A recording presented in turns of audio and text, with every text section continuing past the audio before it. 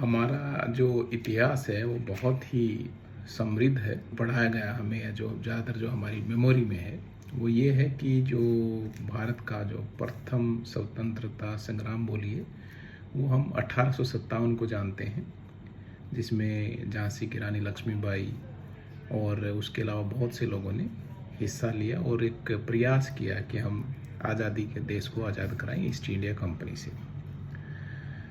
लेकिन अगर आप इसकी असली शुरुआत देखें तो उससे लगभग 70-75 साल पहले दक्षिण भारत के शिवगंगा वहाँ पे इससे भी एक बड़ा प्रयास हुआ था। झांसी की रानी तो झांसी को आज़ाद नहीं करा पाई थी, लेकिन शिवगंगा की जो रानी थी उन्होंने अपने राज्य को, अपने देश को स्वतंत्र कराया था। तो कहानी ये है कि जो रानी वेल्लू नचियार, ये एक 1730 में इनका जन्म हुआ और इनके पिता भी एक राजा थे। और वहीं पे जैसे झांसी की रानी ने बचपन से ही घुड़सवारी और तीरंदाजी और तलवार चलाना सीखा, इन्होंने भी सब चीज़ें सीखी, इनको उस तरह का मौका मिला। उसके बाद इनकी शादी हुई और शादी के बाद इनको एक बेटी भी हुई। 1772 में जो ब्रिटिश ईस्ट इंडिया कंपनी थी उन्होंने शिवगंगा पे आक्रमण किया, इनके पति की हत्या कर दी। रानी अपनी बेटी और कुछ विश्वसनीय साथियों के साथ जंगल में जाकर छिप गई और वहाँ पे इन्होंने पहली महिला सेना बनाई। और जो इनकी सबसे विश्वास पात्र, सबसे जो साहसी महिला थी वो थी कुइली। वो एक बहुत ही साधारण दलित परिवार से आती थी और उनको वो इतनी विश्वास पात्र थी कि रानी ने उनको उसको अपना सेनापति बनाया।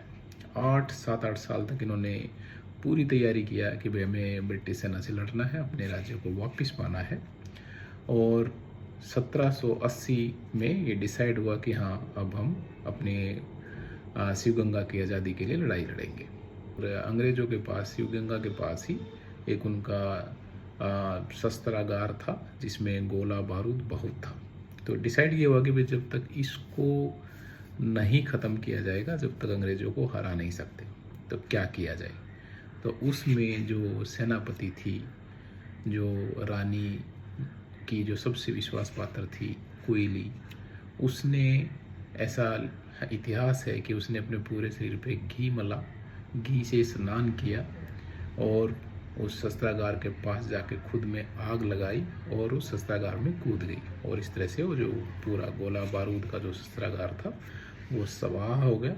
और उसके बाद रानी की सेना ने अंग्रेज़ों को हराया और शिवगंगा को वापस जीता, हासिल किया। और कुइली जो है उसको आज भी तमिलनाडु में, पर्टिकुलरली शिवगंगा के एरिया में याद किया जाता है आग में कूदने वाली देवी के रूप में। और 2014 में उनके नाम का एक शिवगंगा में स्मारक बनाया गया और 2024 में वहाँ पे उनकी प्रतिमा स्थापित की गई।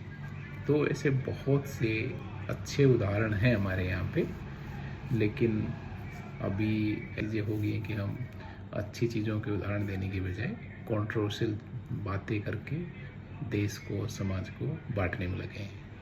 आप मत करिए, हमें नहीं करना है ऐसा, अवॉइड करना है। Thank you.